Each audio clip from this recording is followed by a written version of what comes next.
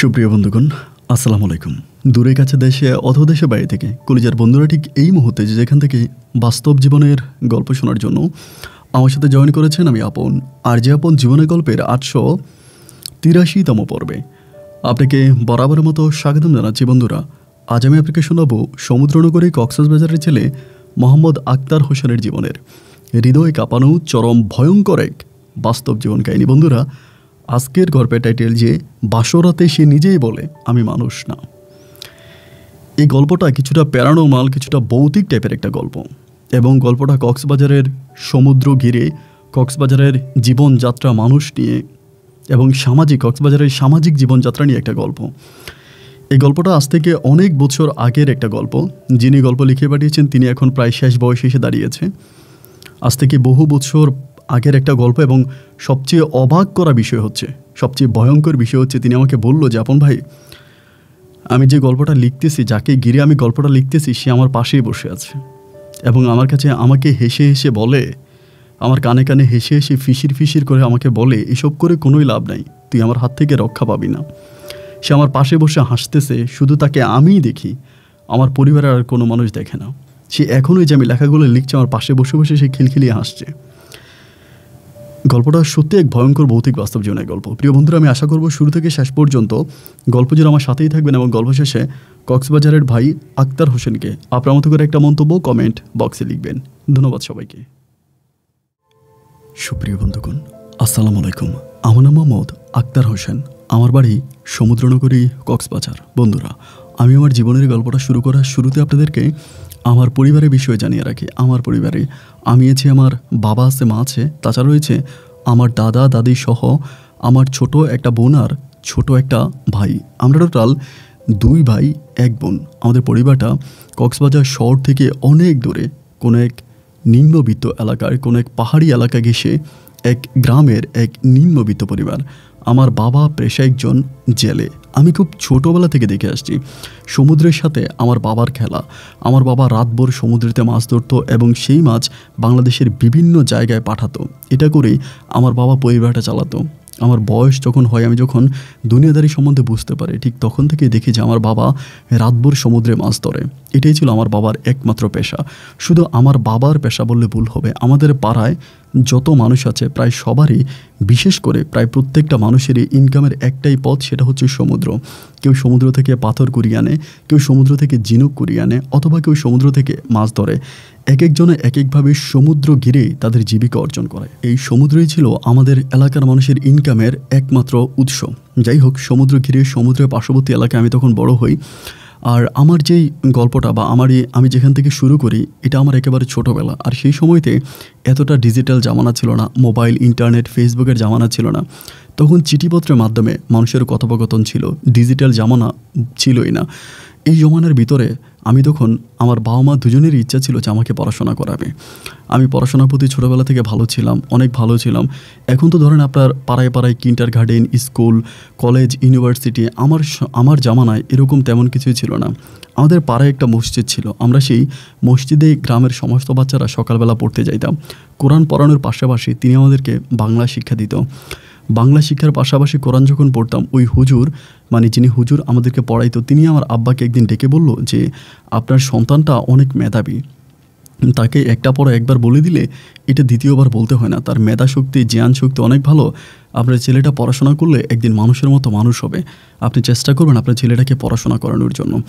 এরকম করে তিনি আমার আব্বাকে উপদেশ দেয়। আব্বা ওনার কথাগুলো শোনার পরে চিন্তা ভাবনা করলো যে ঠিকই আছে, আমাকে ওভাবেই পড়াশোনা করাবে। এবং আব্বা তখন মায়ের সাথে বিষয়টা আলোচনা করে দেন। মাও তখন বলে যে আক্তারের যেহেতু পড়াশোনা মেধা শক্তি ভালো আছে, তাহলে আক্তারকে আমরা পড়াশোনা করাবো, অনেক দূর পর্যন্ত পড়াশোনা করাবো। বাবা মা দুজনের পরিকল্পনা মতে তখন আমাকে আমার নানু বাড়িতে পাঠিয়ে দেওয়া হয়। কারণ আমার নানু বাড়িতে প্রাইমারি স্কুল ছিল খুব কাছাকাছি, নানু বাড়ির পাশে প্রাইমারি স্কুল ছিল, এবং সেই প্রাইমারি স্কুলে আমাকে পড়ানোর জন্য আমার মা তখন পাঠিয়ে দেয়। আমি তখন প্রাইমারি স্কুলে পড়ার জন্য চলে যাই। আমার ছোট ভাই যে একটা বোন আছে, আমার ছোটো বোনটা তখন একেবারেই ছোট, আর ছোটো ভাইটা আমার থেকেও ছোট। ও তখন আম্মুর সাথে আছে, আব্বুর সাথে আছে। আমি তখন নানু বাড়িতে চলে গেলাম। নানু বাড়িতে গিয়ে আমি মনোযোগ দিয়ে পড়াশোনা করতেছি। এরকম করে প্রায় নানু বাড়িতে আমার 6টা বছর কেটে যায়। প্রাইমারির গণ্ডি পার করে আমি তখন হাই স্কুলে ভর্তি হই। আমার জামানায় একটা লোক যদি ক্লাস 5 পাস করতে পারে তাহলেই সে মহাজ্ঞানী। ক্লাস 5 পাস একটা মানুষকে আমরা শিক্ষিত হিসাবে গণ্য করতাম। সেই সময় আমি ক্লাস 5-এর গণ্ডি শেষ করে ক্লাস 6-এ উঠি। আমি ক্লাস 6-এও পড়াশোনা করে আমার নানু বাড়ির ওখানে। যাই হোক, এরকম করে পড়াশোনা করতেছি, একটা পর্যায়ে আমি তখন প্রায় অনেক বড়, ক্লাস 6-7-এ যে বাচ্চারা পড়তো আর কি, মানে এদেরকে তো ওই সময় বাচ্চা চলতো না, এরা অনেক বড়। এসএসসি পাশের পরে আর এলাকাতে কোনো পড়াশোনা ছিল না, এরকম একটা অবস্থা। মানে মেট্রিক পাস বলতো আর কি ওই সময়। মেট্রিক পাস করার পর আর কিচ্ছু লাগতো না, হাই শিক্ষিত হয়ে যেত। তো সেই সময় আমি যখন ক্লাস 7-এ পড়ি, এমতো অবস্থায় বাড়ি থেকে খবর পেলাম আমার আব্বু নাকি একটু কেমন হয়ে গেছে। মানে কেমন বলতে, আব্বু একটু ব্যতিক্রমধর্মী হয়ে গেছে, ঠিকমতো হচ্ছে কাজে যায় না, এবং কাজে গেলেও কেমন জানি একটু অন্যমনস্ক হয়ে থাকে।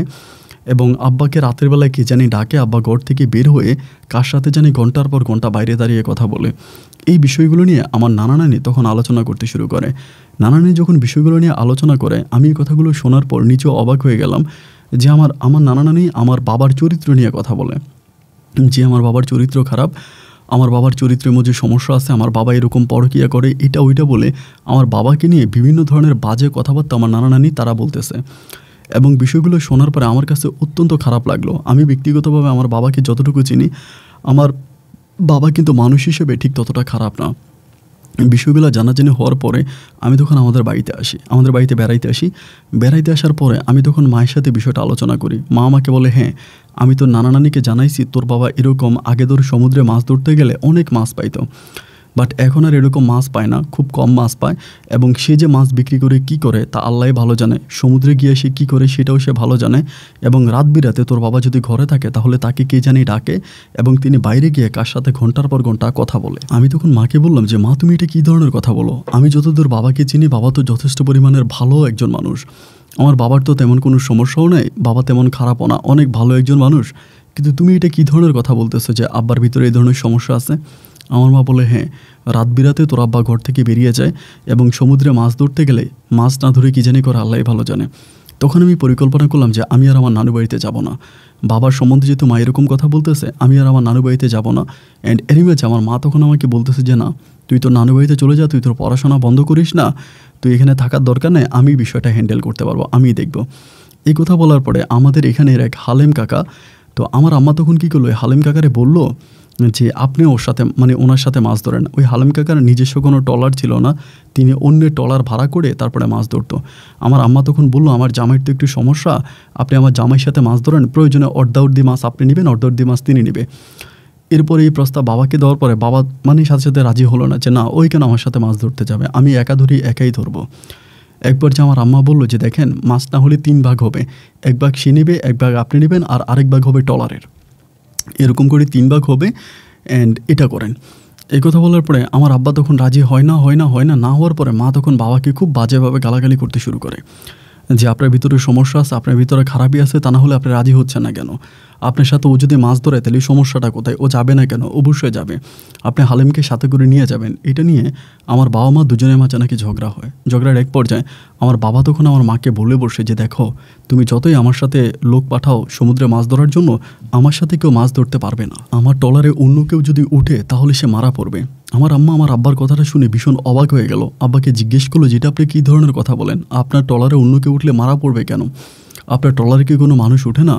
আমার আব্বা বলে, হ্যাঁ আমার ট্রলারে মানুষ ওঠে, কিন্তু কোনো বর্তমান সময়ে কোনো মানুষ যদি আমার ট্রলারে উঠে তাহলে সে মারা যাবে। হালিম কাকাও অনেক সাহসী একজন মানুষ ছিল। তিনি তখন আমার আম্মাকে বলে, আপনার জামাইয়ের কোনো না কোনো সমস্যা আছে, এবং আমি যদি ওনার সাথে যাই তাহলে ওনার সেই কাজেই সমস্যা হবে, এই জন্য সম্ভবত তিনি আমাকে নিতে চায় না। তো ওই সময় কিন্তু এরকম একটা জমানা ছিল, অনেক সময় মানে স্টিমারের ভিতরে বা লঞ্চের ভিতরে বিভিন্ন মেয়েদেরকে নিয়ে উঠাইতো এবং নর্তকীদেরকে নিয়ে উঠাইতো, নাচানাচি করতো, ওদের সাথে খারাপ কাজ করতো মানে সমুদ্রের মাঝখানে। তো এরকম কিছু রেকর্ডও আছে। আমার আম্মা মনে করতেছে বাবা সম্ভবত এই ধরনের কোনো কাজ করে, যার জন্য বাবার ট্রলারে বাবা কাউকে নিতে চায় না। এক পর্যায়ে আম্মা যখন প্রেশার দিল, প্রেশারের পরে আমার আব্বা তখন বলে যে ঠিক আছে আমি হালিমকে নিয়ে যাব। যাই হোক, পরের রাতে আমার বাবা এবং হালিম দুজনে একসাথে সমুদ্রে মাছ ধরার জন্য গেল। সমুদ্রে মাছ ধরার জন্য গেল এবং যাওয়ার পরে রাত প্রায় 2টা 3টা বা 4টার দিকে আমার বাবা কিন্তু মাছ ধরে বাড়িতে ফিরে আসে, মানে মাছগুলো আড়তে রেখে তারপরে ফিরে আসে। ওই দিন সকাল হয়ে গেল কিন্তু আমার বাবার আড়তে ফিরে আসলো না, মানে বাড়িতে ফিরে আসলো না। বাবা যখন বাড়িতে ফিরে আসলো না, খুব সকালে মা তখন ঘুম থেকে উঠে আমার দাদা দাদি দুজনকেই জাগাইলো যে আপনারা উঠেন, আপনাদের ছেলে তো ঘরে আসে নাই। আমার দাদাই তখন ঘুম থেকে উঠে এবং উঠার পরে তখন তারা বাবাকে খুঁজতে শুরু করে, বাবাকে পায় না। এবং বাবাকে না পাওয়ার পরে তখন পার্শ্ববর্তী বাড়ির যে হালিম কাকা ছিল আমার আব্বুর সাথে মাছ ধরার জন্য, হালিম কাকার বাড়িতে গেল এবং যাওয়ার পর এটা জানতে পারলো যে রাতের বেলায় হালিম কাকাও নাকি বাসায় ফিরে নাই। এটা জানার পর আমার দাদা দাদি দুজনে অনেক ভয় পেয়ে গেল। আল্লাহ জানে, না জানি তাদের কি হয়েছে।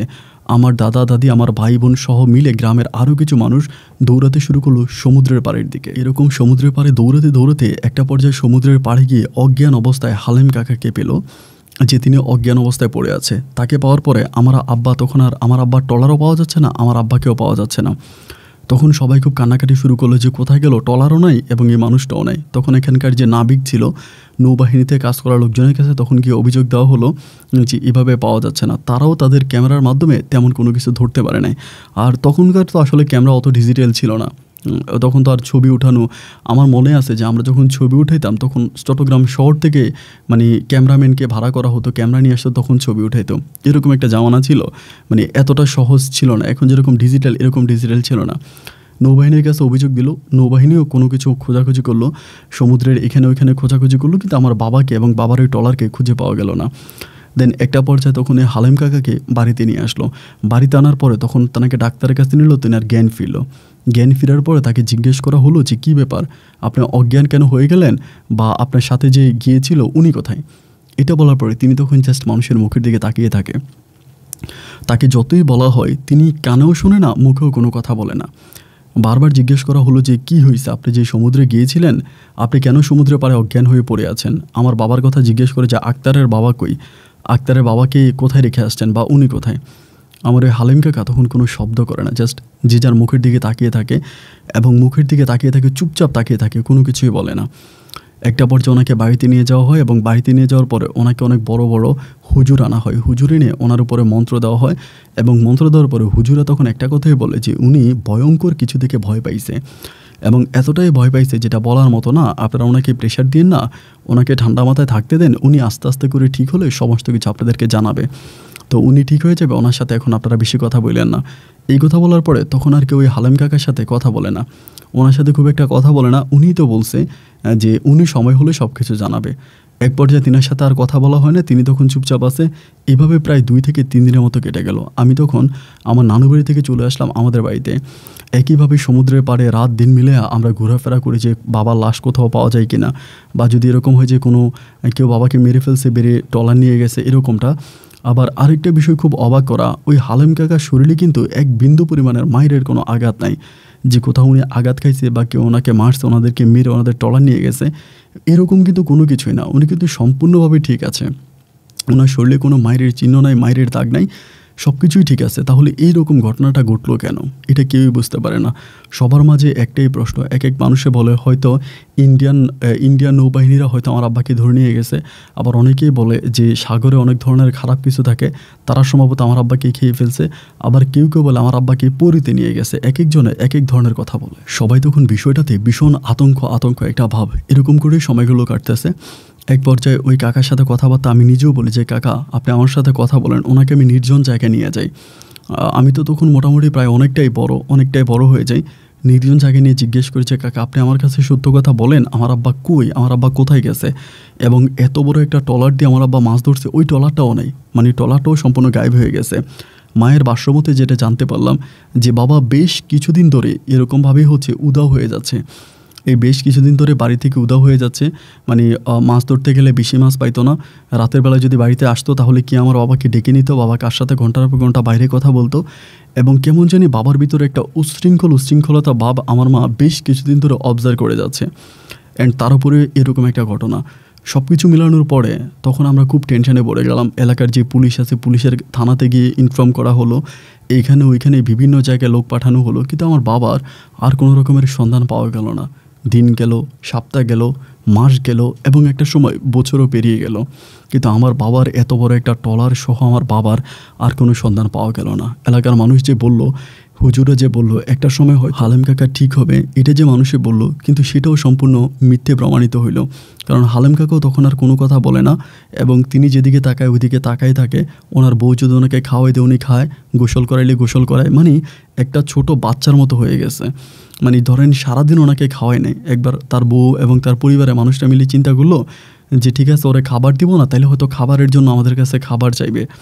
তো খাবার দিল না, সেই সারাটা দিন কেটে গেল, সারাটা রাত কেটে গেল, কারো কাছে এক গ্লাস পানিও চাইলো না।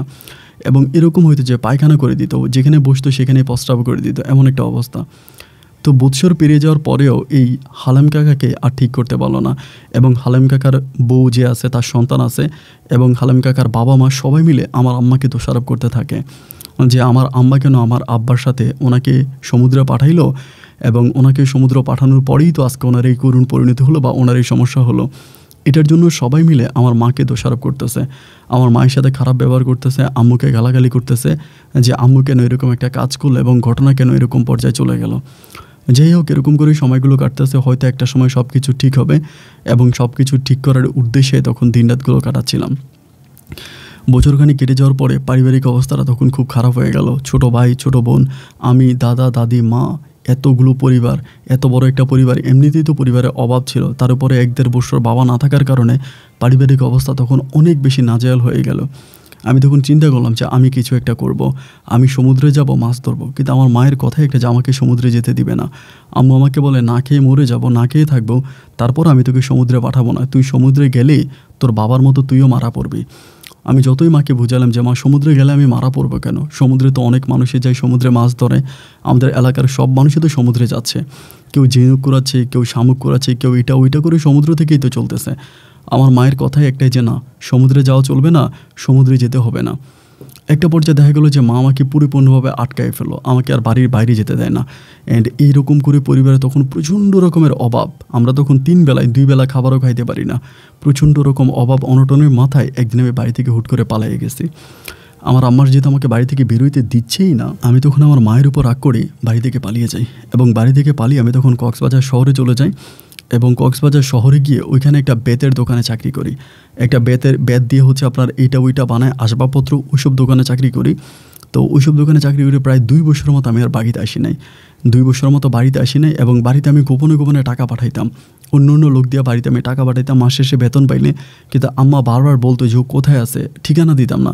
ধরেন এলাকার মানুষরা কাউরে এখানে পাইতাম, টাকা দিতাম, এবং আম্মার কাছে অন্য ঠিকানায় চিঠি লিখতাম, মানে আমি যে জায়গায় আছি তার কাছ থেকে অনেক দূরে গিয়ে ডাকে আমার কাছে চিঠি পাঠাইতাম, এবং সেখান থেকে আমার উত্তর নিতাম। যাই হোক, এরকম করে আমার সাথে দূর থেকে যোগাযোগ রাখতেছি, কিন্তু কোনোভাবেই আমার কাছে যাচ্ছে না। প্রায় 2টা বছর এভাবে পেরিয়ে গেল। অ্যান্ড 2 বছর পরে আমি তখন বাড়িতে গেলাম। 2 বছর পরে বাড়িতে যাওয়ার পরে দেখলাম যে আমার মায়ের অবস্থাও খুব খারাপ, অ্যান্ড আমার দাদা দাদি তারাও খুব খারাপ অবস্থা, বয়স হয়ে গেছে। আমার ভাই বোনগুলোও তখন পড়াশোনা বন্ধ। আমি তখন একেবারে টাগরা জোয়ান। দেন আমি তখন মাকে বললাম যে মা, এই সমাজে আমার এই বর্তমান সময়ে সমুদ্রে যাওয়া ছাড়া আমি কোনোভাবেই পরিবারের মুখে হাসি ফুটাইতে পারবো না, আমি তোমাদেরকে দুবেলা খাওয়াইতে পারবো না, আমি খুব খারাপ অবস্থার মধ্যে আমার দিনগুলো কাটবে। তোমার কাছে অনুরোধ করতেছি তুমি আমাকে সমুদ্রে যেতে দাও। তুমি যদি আমাকে সমুদ্রে যেতে দাও এবং সমুদ্রে গেলে আমি মোটামুটি আমার পরিবারকে তোমাদের মুখে হাসি ফুটাইতে পারবো। আমি তখন শেষ পর্যন্ত বাধ্য হয়ে আমাকে সাগরে যেতে দিল, যে ঠিক আছে তুই যা।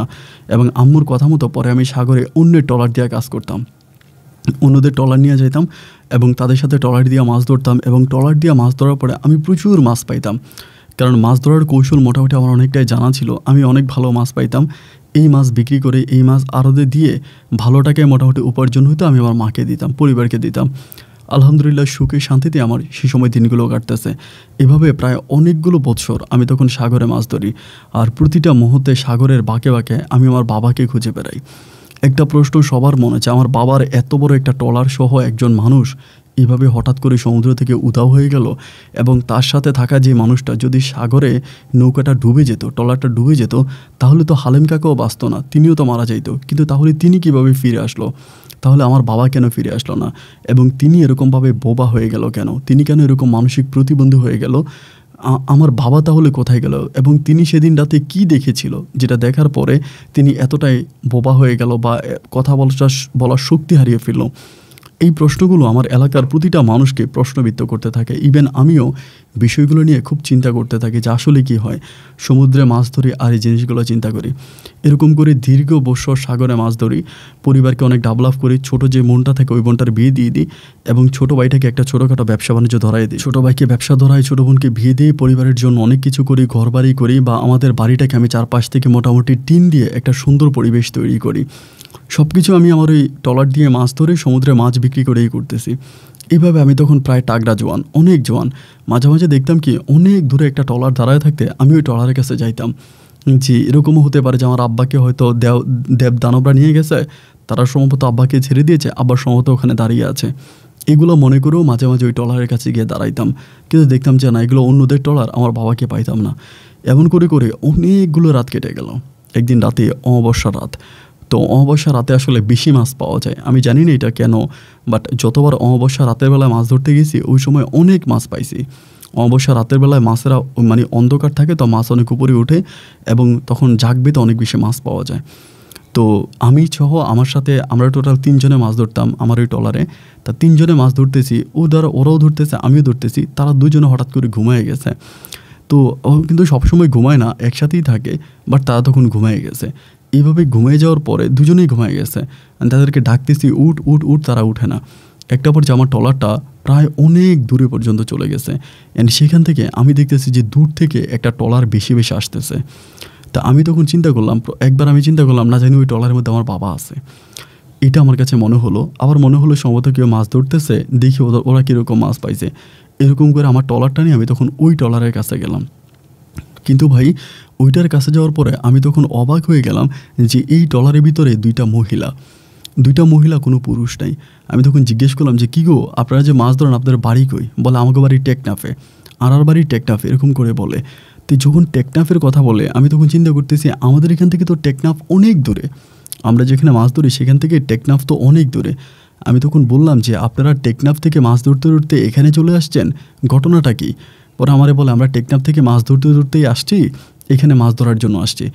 আমি তখন বললাম যে আচ্ছা, ভালো কথা, তো আপনাদের সাথে কোনো পুরুষ নাই? মহিলাটা বলতেছে হ্যাঁ, আমাদের সাথে পুরুষ আছে, আমার স্বামী আছে, আমার শ্বশুর আছে, আমার দেবর আছে, বাট তারা ঘুমাইতে আছে, তারা ভিতরে ঘুমাচ্ছে। তো আমি আর তখন ওই মহিলার সাথে কথা বাড়াইলাম না এই কারণে যে তাদের সাথে পুরুষ আছে। আমি তখন চলে আসলাম, মানে মাছ ধরে আমি তাদেরকে ওখান থেকে চলে আসলাম। আসার পরে যখন আমি আরও মাছ ধরতেছি, ওই দিন প্রচুর মাছ পাচ্ছি, কিন্তু একটা পর্যায়ে আমার সাথে যে লোক ছিল তারা দুজনেই চিৎকার দিয়ে উঠছে। চিৎকার দিয়ে উঠলো কেন সেটা বুঝি না, ওইটাই আমার বলতেছে এই সাগরে পারে না, ওই ট্রলার সাগরে পারে না। আমি তখন বললাম আরে ভাই কী হয়েছে, এরকম চিল্লাচিল্লি করতেছেন কেন? আমাকে বলে ট্রলারটারে সাগরে পারেনি, নাহলে আমরা লাভ দিব। ওরা মানে নৌকা থেকে লাভ দিবে এমন একটা অবস্থা। আমি তখন ট্রলার কোনো রকমের সাগরে পাড়ে নিয়েছি। সাগরে পাড়ে যাওয়ার আগে ওরা উত্তাল ঢেউয়ের মাঝে দুজনে লাভ দিয়ে পড়ে গেছে। লাভ দিয়ে পড়ে সাঁতার কেটে পাড়ে চলে গেছে। পাড়ে চলে যারা বাড়ির দিকে দৌড়িতেছে এবং চিৎকার করতেছে। এটা আমি তখন অবাক হয়ে গেলাম যে কী রে, তারা চিৎকার কেন করতেছে বা এই ঘটনাগুলোকে আমি তো কিছু বুঝি না। অ্যান্ড আমিও তখন মাছ মোটামুটি যা পাইছি ওই মাছগুলো তখন আমি নিয়ে গেছি আরদে মাছগুলো দিয়ে যখন বাড়ির দিকে যাচ্ছি, বাড়িতে ঢুকার আগেই আমার মা আর আমার দাদি তখন দৌড়ে বাড়ি থেকে বের হইতেছে, মানে আপনার ওই যে হারিকেন হাতে নিয়ে। আমাকে দেখে আমার মা জড়ায় ধরে চিৎকার করে কাইন্ডে উঠছে, তুই কি বাইচে আসোস? আমি তো ভাবছি তুই মারা গেছিস। আমি তখন বললাম যে মা কী হয়েছে, আমি মারা যাবো কেন? আর তোমরা এরকম মানে এত রাতের বেলা হারিকেন নিয়ে বেরোইছো কেন, কী হয়েছে? মা আমাকে বলে তোর সাথে যারা থাকতো ওরা তো বাড়িতে এসে অজ্ঞান হয়ে গেছে, তাদের অবস্থা খারাপ, তারা নাকি ট্রলারের মধ্যে কী দেখছে। আমি তখন বললাম তারা ট্রলারে কিছুই দেখে না, তারা দুজনেই ঘুমিয়েছিল এবং ঘুম থেকে ওঠার পরে তারা চিৎকার করে ট্রলার থেকে চলে আসছে। আমার মা বলে না কিছু তো একটা হয়েছে, তাহলে তারা এরকম চিৎকার করলো কেন? আমি তখন বললাম ঠিক আছে চলো তাদের বাড়িতে যাই। আমার মা বলে রাতের বেলা যাওয়ার দরকার নাই, তুই দিনে বানে যাইস। পরে বাড়িতে গেলাম, বাড়িতে যাওয়ার পর আমার ঘুম আসতেছে না এই কারণে তারা 2টা মানুষ কী এমন জিনিস দেখলো, তারা তো ঘুমিয়েই ছিল, আমিও তাদের সাথেই ছিলাম। এরকম ঘুমের ভিতরে তারা হঠাৎ করে কী এমন জিনিস দেখলো যে লাভ দিয়ে ট্রলার মলার সব কিছু রেখে পাগল হয়ে গেল ট্রলার থেকে নামার জন্য। যাই হোক, সকালবেলা হলো, যেহেতু সারা রাত মাছ ধরছি, ঘুম থেকে উঠতে প্রায় 10টা মতো বেজে গেছে। 10টা বাজে ঘুম থেকে উঠছি, বাট ওদের বাড়ির ভিতরে প্রচুর অনেক চিল্লাচিল্লি শব্দ শোনা যাচ্ছে। তা এত চিল্লাচিল্লি শব্দ শুনে আমি তখন অবাক হয়ে গেলাম, কিরে এত চিল্লাচিল্লি শব্দ কেন শোনা যাচ্ছে? আমি তখন তাদের বাড়ির দিকে আস্তে আস্তে গেলাম, যেয়ে দেখতেছি যে তারা দুজনেই মানে মানসিকভাবে কেমন জানি পাগলামি করতেছে, উল্টাপাল্টা কথা বলে, কেমন একটা অবস্থা। আমি তখন জিজ্ঞেস করলাম যে কী হয়েছে, ঘটনা কি, এরকম কেন? তারা ওই 5 মিনিট ভালো থাকলে 1 মিনিট গালাগালি করে, মানে কেমন জানি একটা অন্যরকম একটা উদ্গুট ভাব ওদের মাঝে। তাদের সাথে আর কথা বললাম না, বাড়িতে আসলাম, এসে খাওয়া দাওয়া করলাম। কইরে আমার আম্মা বলতেছে মনে হয় তো ট্রলারটাতে কোনো সমস্যা আছে। আমি বললাম যে আমার ট্রলারে কেন সমস্যা থাকবে, আমি মাছ ধরলাম, আমার কিছু হইল না, ওরা দুজনের কী হয়েছে? তারপরে আসরের নামাজ পড়লাম মসজিদে, আসরের নামাজ পরে ওদের বাড়িতে তারপরে আবার গেলাম। যাওয়ার পরে দেখি যে তারা দুজন ভালোই আছে, কিন্তু তারা আমার সাথে মাছ ধরবে না। আমার সাথে মাছ ধরবেন এবং তারা অন্যদেরকেও বলতেছে আমার সাথে মাছ না ধরার জন্য। এবং আমার আম্মাকে বলতেছে যে আপনার ছেলেরে পাঠাইয়েন না, যদি আপনার ছেলেরে পাঠান আপনার ছেলেকে কিন্তু নিয়ে যাবে আপনার জামাইয়ের মতো। তো আমার তখন খুব রাগ হলো যে তোরা আমার সাথে মাছ ধরবি না ভালো কথা, কিন্তু আমার মাকে কেন উস্কানি দিচ্ছিস? আমার মার এমনভাবে উস্কানি দিতেছে, আমার মাও তখন ওদের কথা মতো বলতেছে তুই তাহলে আর ট্রলার দিয়ে মাছ ধরতে যাবি না, তোর আর মাছ ধরা লাগবে না। আমি তখন আম্মুর সাথে খুব রাগারাগি করলাম, গালাগালি করলাম যে তুমি কি পাগল হয়ে গেছো নাকি, এরকম উল্টাপাল্টা কথাবার্তা কেন বলতেছো? আমি ওদের সাথে গেলাম, ওরাও মাছ ধরলো, আমিও মাছ ধরলাম, এবং ওরা ঘুমাইলো, ঘুম থেকে উঠে এরকম পাগলামি করতেছে, এইসবের তো কোনো মানে হয় না, এগুলো তুমি কি কথা বলতেছো? আমার মা বলে যদি কিছু নাই হবে তাহলে তো তারা এরকম তো তারা করে না, অবশ্যই কিছু না কিছু হয়েছে যেটা হওয়ার কারণে তারা আজকে এরকম করতেছে।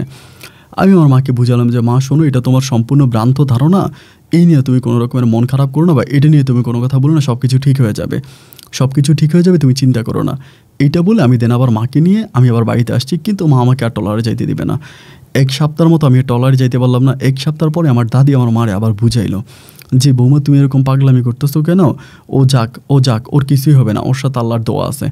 এরপর আমি পুনরায় আবারও ট্রলার দিয়ে আবারও সমুদ্রে গেলাম মাছ ধরার জন্য, আবারও সমুদ্রে যাচ্ছি, মাছ ধরতেছি, এবং এরকম করে 4-5 দিন পরে আমি তখন একাই মাছ ধরি, আমার সাথে কিন্তু আর কেউ নেই, ওরা দুজনের কেউই যায় না আমার সাথে।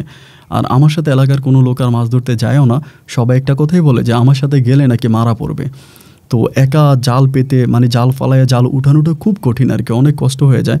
তারপরেও আমি কি করব, এখন যেহেতু আর ওরা যায় না, কিন্তু আমি একাই ধরি।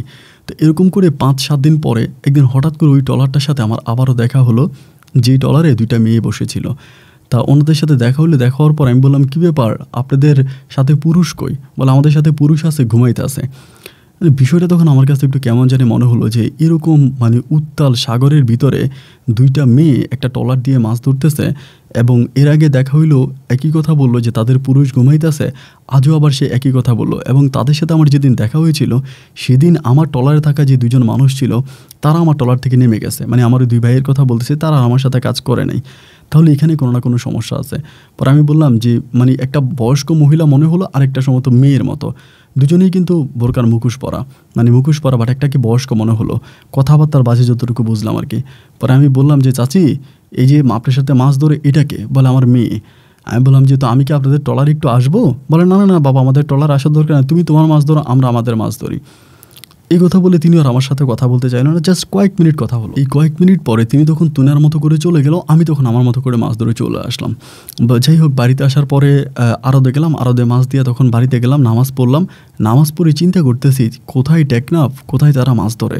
এইটা নিয়ে আমার কেমন যেন আমার মনের ভিতর তাদেরকে নিয়ে এক ধরনের সন্দেহ জন্মালো যে তারা আসলে মূলত কারা, কেন তারা সাগরে মাছ ধরে, এবং বিষয়টা কি। মানে ওই সময় কিন্তু মেয়েরা মাছই ধরতো না, কোনো মেয়েরা মাছই ধরতো না, মেয়েরা পর্দা করতো, বাড়িতে থাকতো, বাড়ি থেকে বের হইতো না। তা এরকম দুইটা মানুষ ট্রলার চালিয়ে সাগরে মাছ ধরে, বিষয়টা কেমন জানি আসলেই প্রত্যেকের কাছে একটু সন্দেহজনক মনে হবে, এবং বরাবর মতো আমার কাছে এটাই মনে হয়েছে। যাই হোক, এরপরে আবার পুনরায় হলো কি, এরপরে আবারও আমি মাছ ধরতে গেলে বারবার তাদেরকে খুঁজতাম সাগরের মাঝে, যে তাদের কোথায় পাওয়া যায়, তারা কোথায় আছে, এবং তারা কারা যারা এরকম টেকনাফ থেকে এত দূরে এসে মাছ ধরে। বিষয়গুলো আমার কাছে সন্দেহের কারণ হয়ে দাঁড়ালো। কিন্তু দিনের পর দিন পাস হচ্ছে, দিনের পর দিন কাটাইতেছি, আমি তাদেরকে আর খুঁজে পাচ্ছি না। তারা কোন জায়গায় মাছ ধরে এরকম করে পায় না। প্রায় 15 থেকে 20 দিন পরে একদিন হঠাৎ করে, ওই দিন বৃষ্টি পড়তেছে গুড়ি, এই বৃষ্টির রাতে তাদেরকে পাইছি। তারা দুজনে আবারও মাছ ধরতেছে। পরে আমি তাদের কাছাকাছি গেছি ট্রলার নিয়ে জিজ্ঞেস করলাম যে চাচি, আপনি যে মাছ ধরেন আপনার সাথে যে এটা কে? বলে এটা আমার মেয়ে। তাই বলে আপনার জামাই কই? বলে ঘুমাইতে আছে। আজকেও যখন ঘুমাইতে আছে বলে আমি ট্রলারটা তাদের কাছাকাছি নিয়ে টাপ করে তাদের ট্রলারে আমি লাফ দিয়ে উঠে গেছি। তাদের ট্রলারে যখন লাফ দিয়ে উঠে গেছি পরে মহিলা আমার বলতেছে, এই আমার ট্রলার থেকে নাম, আমার ট্রলারে উঠছিস কেন, এটা থেকে নাম। আমি বললাম চাচি একটু উঠি, এরকম করতেছেন কেন? ট্রলারের ভিতরে ঢুকে গেলাম, ঢুকে আমি কোনো পুরুষ মানুষ পেলাম না। আমি তখন বললাম, আপনারা না বললেন যে এটার মধ্যে কে ঘুমাইতে আছে? কই, আমি তো কাউকে দেখতেছি না, এখানে তো কেউ নেই। পরে আমারে বলতেছে, বাবারে তুই কেন আমাদেরকে এত জ্বালাইতেছিস? আমরা আমাদের মাছ ধরি, তুই তোর মাছ ধরো, তুই আমাদেরকে কেন বিরক্ত করতেছিস? আমি তখন বললাম যে চাচি আপনি বললেন আপনার জামাই, আপনার দেবর সবাই ঘুমাইতেছে, এখানে তো কেউ নেই।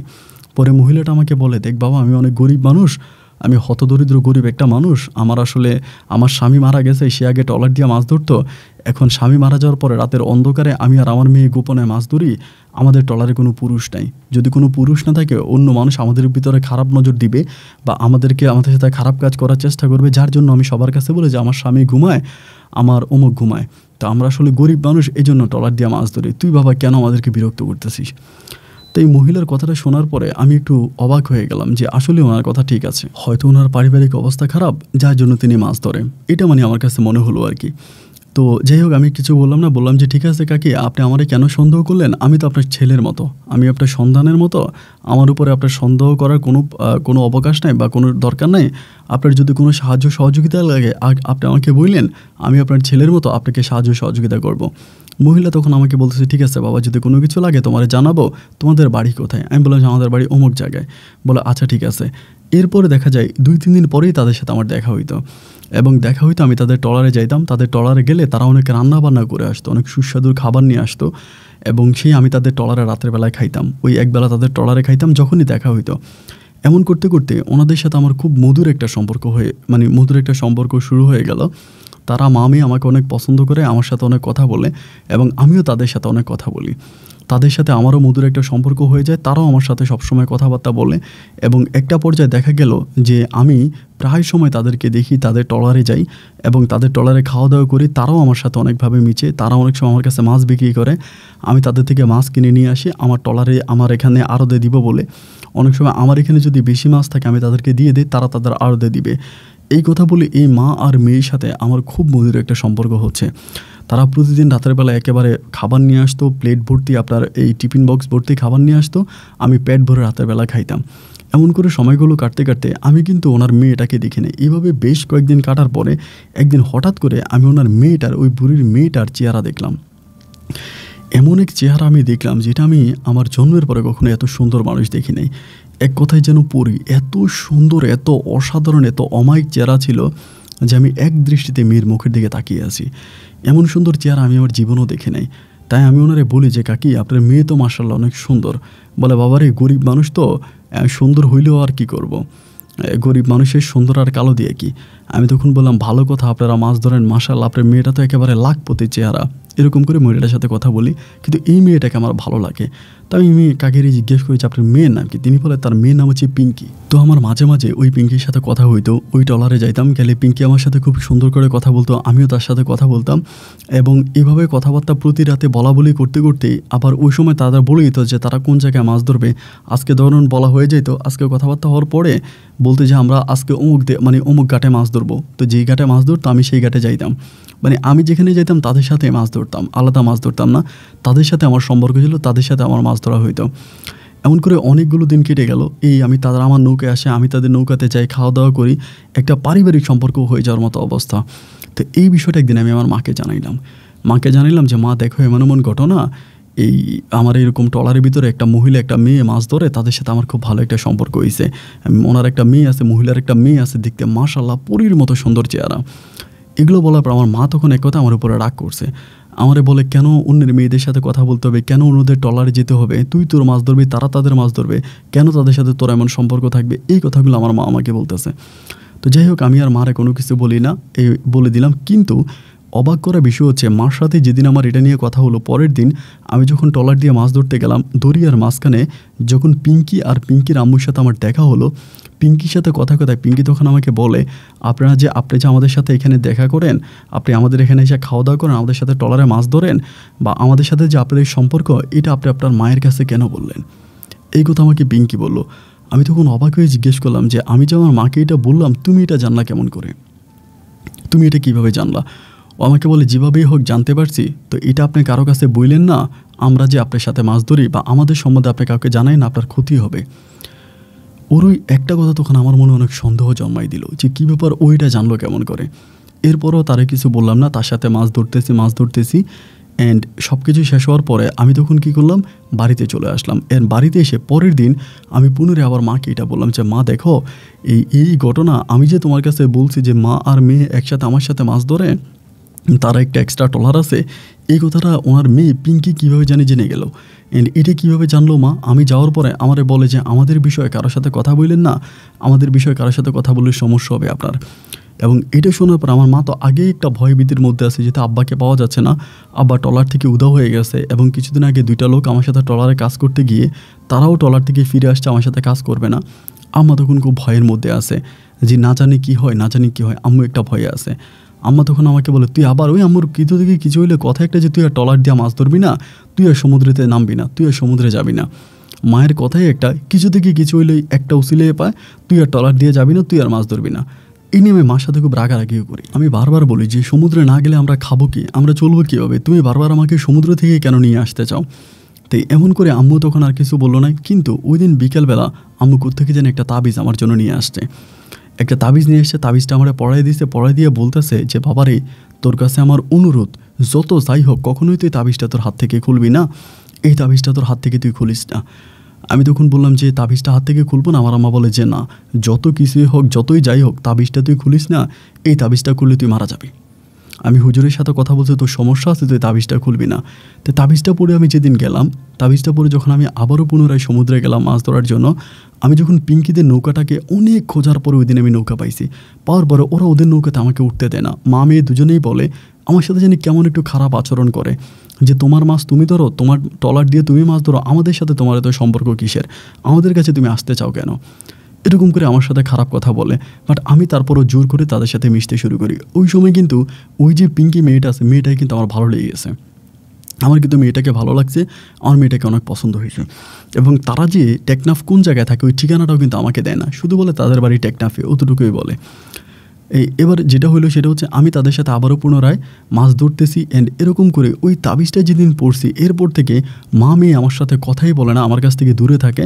তাদের ট্রলারও আমি আগের মতো খুঁজে পাই না, অনেক 2-1 দিন পর পর তাদেরকে খুঁজে পাই।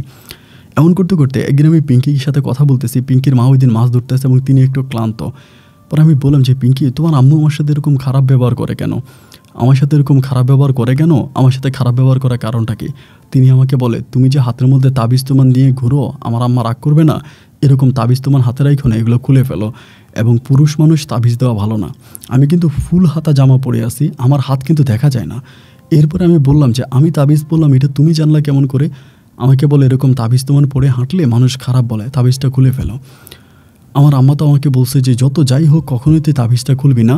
আম্মুর কথাটা তখন আমার মনে হলো, মনে হওয়ার পরে আমি তখন বললাম যে আচ্ছা ঠিক আছে, তাবিজে তোমার কী সমস্যা করছে, তাবিজের জায়গায় তাবিজ পরে আছে, তাবিজ তো তোমার কোনো ক্ষতি করে নাই। পরে আমার বলে, তুমি যেরকম তাবিজ তোমার পরে থাকো এই জন্যই আম্মা তোমাকে দেখতে পারে না, এটাও আমাকে বললো। যাই হোক, ওর সাথে কথাবার্তা শেষ করে আমি পুনরায় আবারও চলে আসলাম আমার বাড়িতে, বা মাছ ধরতেছি, আর আম্মাকে আর কোনো কিছু বলি না। এইভাবে কিছুদিন কাটার পরে একদিন হঠাৎ করে, ওই সময় কিন্তু পিঙ্কিকে আমি মন থেকে ভালোবেসে ফেলছি।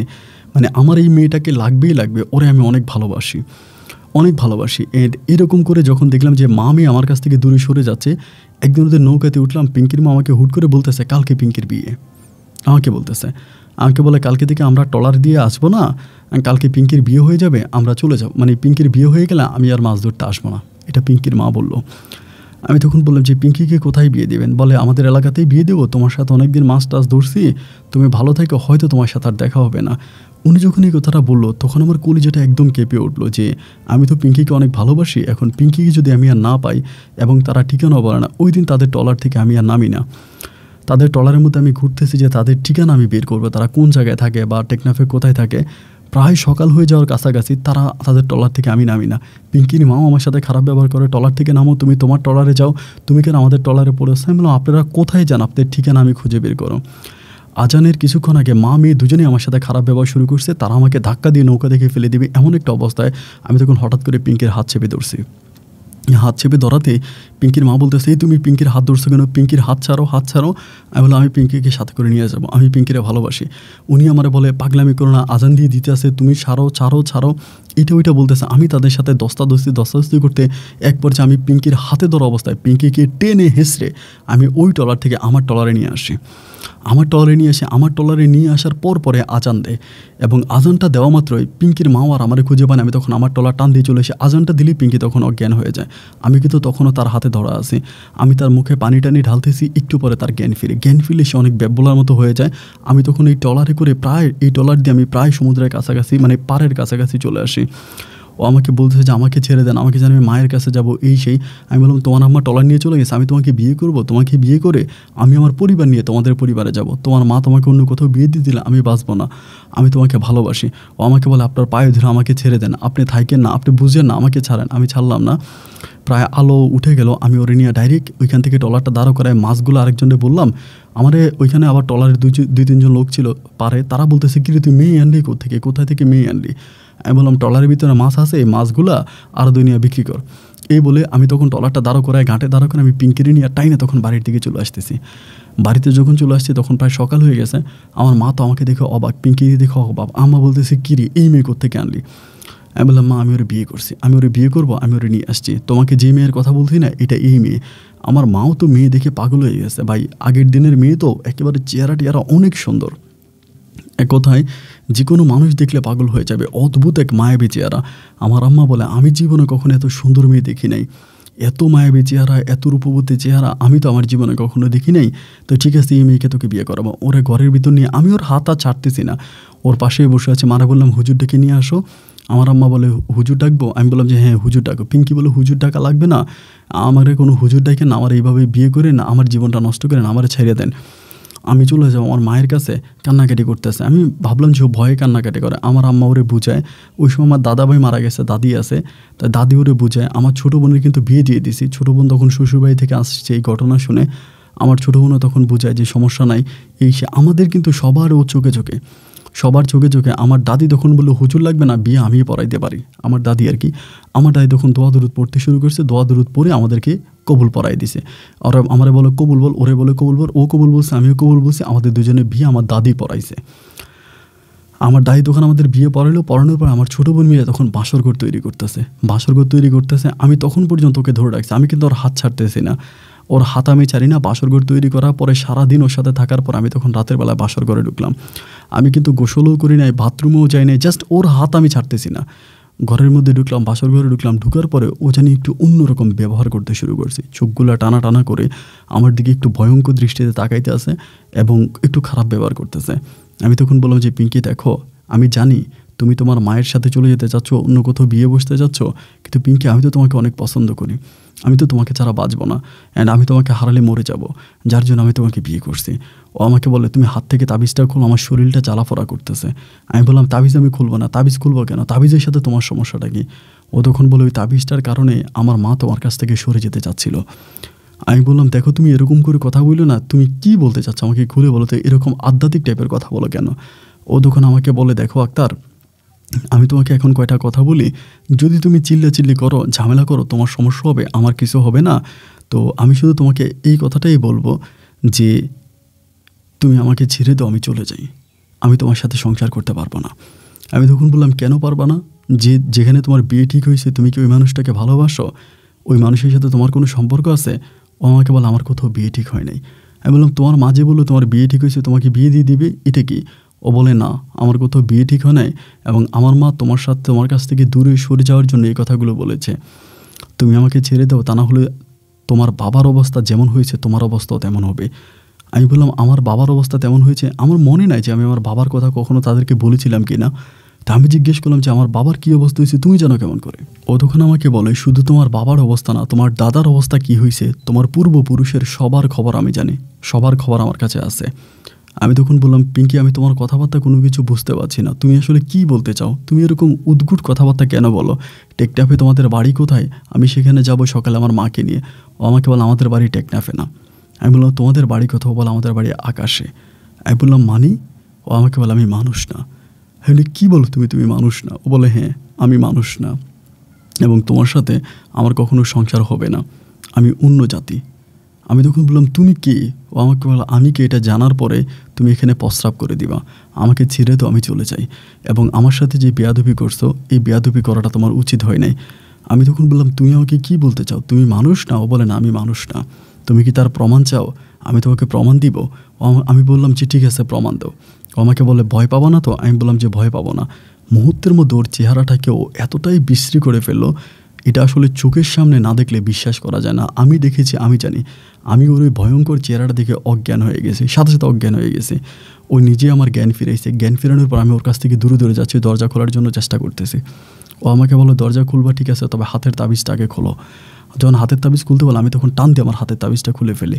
হাতের তাবিজটা খুলে ফেলার পর ও আমাকে শুধু একটা কথাই বলে, আমি তোমাকে নিয়ে যাওয়ার জন্য আসছিলাম তোমার বাবার কাছে, কিন্তু উল্টা তুমি আমাকে এখানে আটকাই দিলা।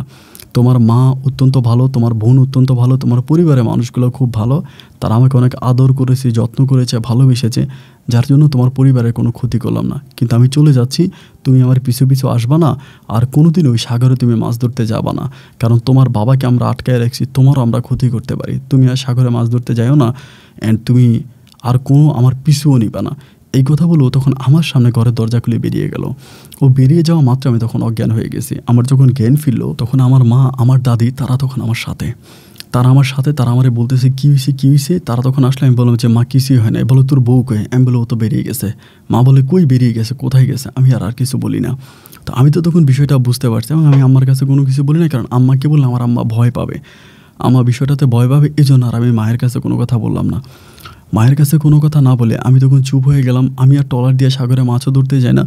এভাবে সপ্তাহখানিক কেটে যাওয়ার পরে মা বিষয়টা কিছুটা বুঝতে পারছে, মানে আগের দিনের মানুষ তো, ওদের মাথায় মোটামুটি অনেক বুদ্ধি। মা কিছুটা জিনিস বুঝছে যে এমন এমন ঘটনা। জিনিসটা বোঝার পরে মা তখন আমাকে বলতেছে কী হয়েছে তোর? আমি বললাম যে কিছুই না। মা আমাকে বলে এই মেয়েটা কই? আমি বললাম যে ও মেয়েটা তো নাই। মা আমাকে বলে মেয়েটা তো মানুষ ছিল না। আমি বললাম মানুষ থাকবে না, এখন তো মানুষই ছিল। মা বলে না, তুই যতই বলস ওই মেয়েটা কিন্তু মানুষ না, এটা পরী বা এটা জিন জাতি। আমার আম্মা তখন পরিপূর্ণভাবে বুঝে গেছে। বুঝে গিয়ে আম্মা তখন মানুষের সাথে আলোচনা করে হঠাৎ করে সিদ্ধান্ত নিল যে আমাকে বিয়ে করাই দিবে, এবং আমাকে বিয়ে করাই দিলে আমি এই সমস্ত খারাপ জিন ভূত বা এগুলোর হাত থেকে রক্ষা পাবো। এই বলে মা তখন মেয়ে খুঁজতে শুরু করছে। আমি মারে বললাম যে মা, তোমার মেয়ে খোঁজার প্রয়োজন নাই, তুমি পাগলামি করো না, সব কিছু ঠিক হয়ে যাবে, তোমার এরকম পাগলামি করার কোনো মানে হয় না। কিন্তু মা আমার কোনো কথাই শুনলো না। মা এদিক সেদিক মেয়ে খুঁজতে খুঁজতে ফাতেমা নামের এক মেয়েকে আমার আম্মা ঠিক করে ফেলে আমার বোনের বাড়িতে, এবং আমার ওই বোনের বাড়ি থেকে ওই ফাতেমা মেয়েটাকে বিয়ে করায় মা আমাকে নিয়ে আসে। ফাতেমার সাথে যেদিন আমি বাসর করব সেই রাতে সারাটা রাত আমার ঘরের দরজা ধাক্কাইছে। সারাটা রাত দরজার মধ্যে লাথি ঘুষি কিল দরজা ধাক্কাইতেছে। সারাটা রাত আমার দরজাটা ধাক্কাইছে। সকালবেলা আমি উঠছি, উঠার পর আমার শরীরে এত জ্বর আসছে, জ্বরের কারণে আমি শরীর লাড়তে পারতেছি না, এবং আমি সারাটা দিন আমার শরীরটা ব্যথা করছে। সবাই মনে করছে নতুন বিয়ে করছি, বউর সাথে ছিলাম, এই জন্য সম্ভবত শরীরের ব্যথা, কিন্তু আমার ব্যথা তো কোন ব্যথা আমি নিজেও বুঝি না। এমন করে 2 দিন 3 দিন কাটতেছে, আমার শরীরের ব্যথা কোনোভাবেই যাচ্ছে না, শরীরের ব্যথা। পরে মা তখন আমাকে তাবিজ তোমান আইনা দিল, হাতে তাবিজ তোমান দিল, এবং তাবিজগুলো দেওয়ার পরে শরীরের ব্যথাটা মোটামুটি কমছে। কিন্তু এই দরজা ধাক্কানো যায় না, দরজা ধাক্কানো, এরপরে তুফান, দেখা যায় এরকম অবস্থা হয় যে প্রচণ্ড রকমের মেঘের শব্দ আমি পাচ্ছি, প্রচণ্ড মেঘ হচ্ছে, কিন্তু ঘর থেকে বেরোয়ার পর আমি কোনো রকমের মেঘ দেখি না, দেখে আকাশে চাঁদ, আকাশে তারা, কিন্তু তুফান, ঘরের ভিতরে থাকা অবস্থায় হাইরি তুফান, হাইরি বৃষ্টি, বাইরে এরকম শব্দ পাচ্ছি, কিন্তু বেরোয়ার পর আমি কোনো কিছুই দেখি না। এইভাবে দিন আর রাতগুলো কাটতে কাটতে একটা পর্যায়ে আমাকে স্বপ্ন দেখায়, পিঙ্কি আমার স্বপ্ন দেখায় যে তোমার সাথে আমি অন্য কোনো মেয়েকে মেনে নিতে পারতেছি না, তুমি তোমার বউকে ছেড়ে দাও, তোমার সাথে আমি অন্য কোনো মেয়েকে মেনে নিতে পারতেছি না। আমারও কিন্তু পিঙ্কিকে অনেক ভালো লাগছে, তো অনেক ভালো লাগছে, ও আমাকে অনেক রূপ যৌবন অনেক কিছু দেখায় স্বপ্নের মাধ্যমে, যে তোমাকে আমি এটা দিব, তোমার ধন দিব, সম্পদ দিব, তোমাকে এই দিব ওই দিব, তুমি তোমার বউটাকে ছেড়ে দাও, তোমার বউ থাকা অবস্থায় আমি তোমার কাছে আসতে পারি না, তুমি তোমার বউটাকে ছেড়ে দাও। আমি বললাম যে না, আমি আমার বউকে ছাড়বো না, তুমি তোমার বউকে ছেড়ে দাও, তোমার সাথে আমি অন্য কাউকে মেনে নিতে পারতেছি না। তা আমি তখন বললাম যে তুমি তো আমার কাছে আসো না, আমি তো তোমাকে পাই না, তা আমি এসব মানে আমার বউকে ছেড়ে দিয়ে কী করবো, তুমি তোমার বউকে ছেড়ে দাও, এরকম করে সবসময় আমাকে সবসময় বলে। এবং সে আমাকে স্বপ্নে এমন কিছু জিনিস দেখায়, তার রূপ এবং যৌবন দেখায়, যেটা দেখার পর আমার বউকে আমার আর ভালো লাগে না, এবং মাঝে মাঝে সে এসে আমাকে ডাকে, আমি তখন দরজা খুলে বেরিয়ে যাই। আমার বউ একটা সময় মনে করে আমার সাথে মনে হয় কারো না কারো কোনো পরকীয় সম্পর্ক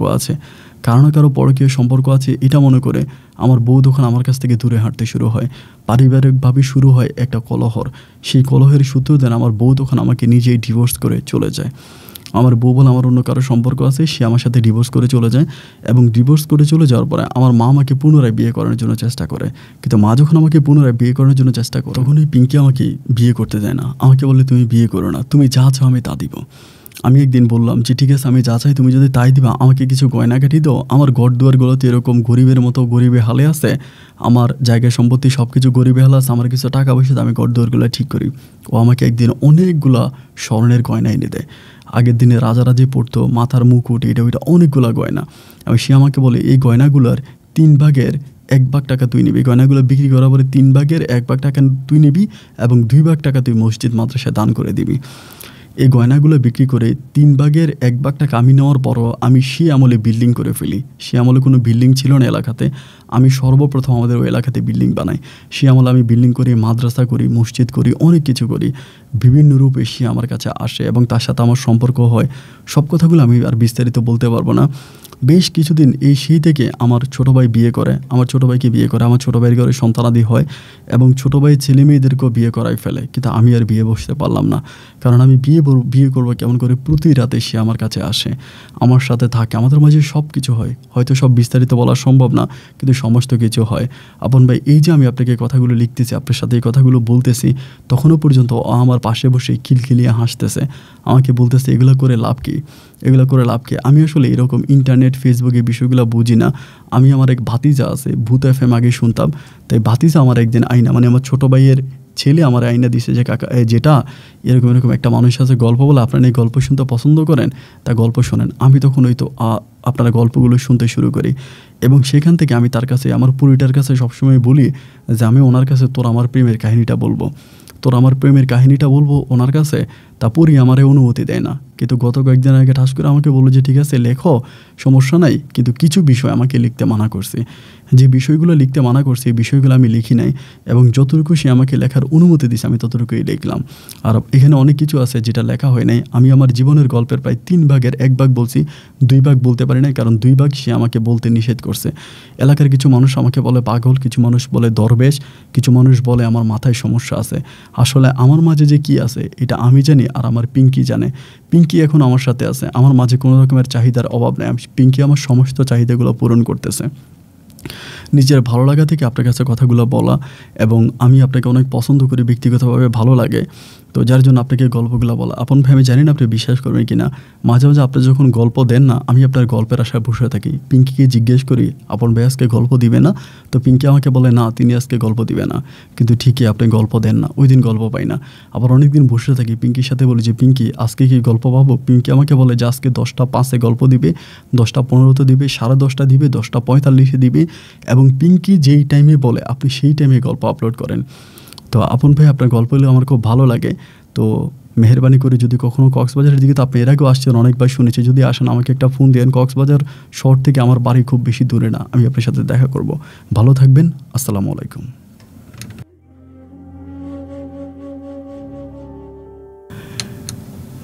সত্যিকার অর্থে আমার নিজের অনেক বেশি ভয় লাগতেছে এই কারণে যে আক্তার ভাই যেটা বললো যে আমি কোন সময় গল্প দিই, এটা তার পরি পিঙ্কি যার নাম, তিনি বলে দেয় যে আমি কোন সময় গল্প আপলোড করব, সেই টাইমটাও তাকে বলে দেয়, এবং যেই টাইমটা সে বলে দেয় ওই টাইমেই নাকি আমি গল্প আপলোড করি।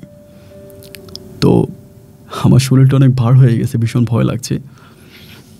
যাই হোক, গল্পটা হয়তো আপনাদের বুঝতে একটু সমস্যা হয়েছে, কারণ গল্পের অনেকগুলো বিষয় তিনি নিজেই আমাকে বললো যে আপন ভাই গল্পের অনেকগুলো বিষয় আমি বলি নাই, কারণ সেটা ওর নিষেধ আছে, এগুলো বললে আমার সমস্যা করবে।